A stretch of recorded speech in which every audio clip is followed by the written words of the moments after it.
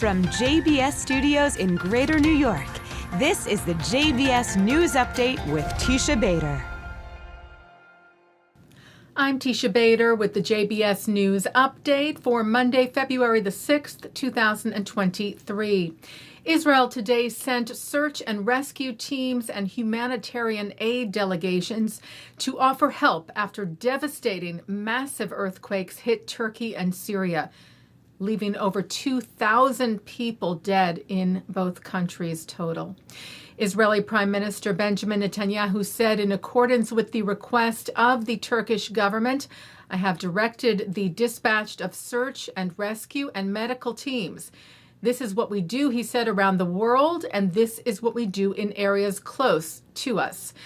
Since a request was also received to do this for the many who were injured in the earthquake in Syria, I have instructed that this be done as well. IDF delegations were dispatched to Turkey early today with some 150 reserve and regular officers, as well as fire and rescue forces. Details on the aid to Syria are still forthcoming and is more sensitive as the two countries are technically in a state of war. But Israel is reportedly sending medication and other urgent items and equipment to Syria and may also accept wounded Syrians for medical treatment in Israel, as it has done during that country's civil war. The quakes, by the way, were also felt in parts of Israel. The second quake, which hit Turkey and Syria, struck in the middle of the workday today at around 12 noon Israel time. And Israelis in several high-rise buildings in Tel Aviv, for example, ran out as the buildings swayed. There was no real damage or injury reported. The Jewish Federations of North America launched an earthquake relief fund to provide humanitarian aid and to support recovery efforts, working in close contact, they said, with disaster relief partners on the ground in Turkey. Board Chair Julie Pratt said, our Jewish values of tikkun olam, repairing the world, guide us day in and day out to extend our hands to those in need. And Jewish Federations pledged to carry out this mandate with pride and dignity.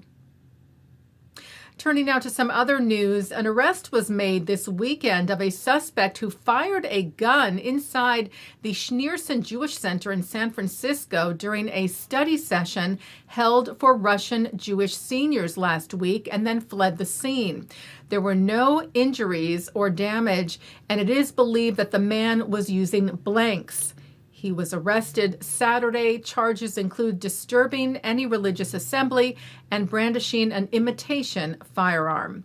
The investigation is ongoing. Well, today is Tu B'Shvat, the Jewish holiday occurring on the 15th day of the Hebrew month of Shvat, celebrating the birthday of the trees, with the planting of trees across Israel, including at a special ceremony today in the Jerusalem neighborhood of Neve Yaakov, near the site of the terror attack that took place January the 27th that left 7 people dead, where Prime Minister Netanyahu, together with Jerusalem Mayor Moshe Leon, planted an olive tree.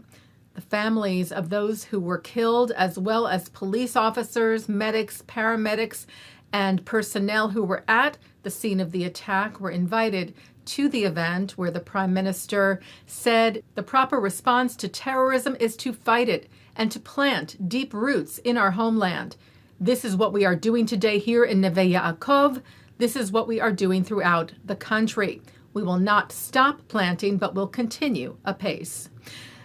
Taking a look now at our programming for tonight on JBS for Monday, February the 6th. At 7 o'clock, Seth Siegel sits with Bret Stephens and Dr. Arie Zaban to talk about Israel's groundbreaking work with water. At 8, Shahar Azani speaks with Luke Moon and Hannah Johnson-Garces to talk about the pro-Israel work they do with Christian engagement and pluralism.